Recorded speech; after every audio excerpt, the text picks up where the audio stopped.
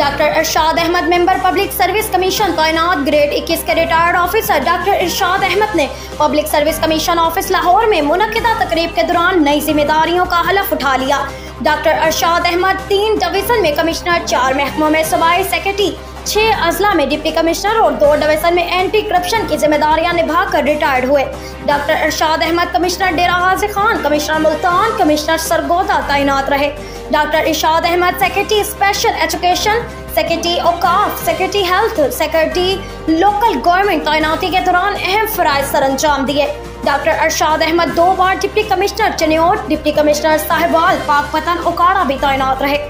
Doctor Irshad Ahmed director anti corruption Faisalabad, Sargodha سمیت متعدد اہم پوسٹوں پر فرائض منصبی نبھاتے رہے۔ ڈاکٹر ارشاد احمد نے تمام اہم پوسٹوں پر انتہائی ایمانداری سے میرٹ کی بالادستی کو قائم رکھا۔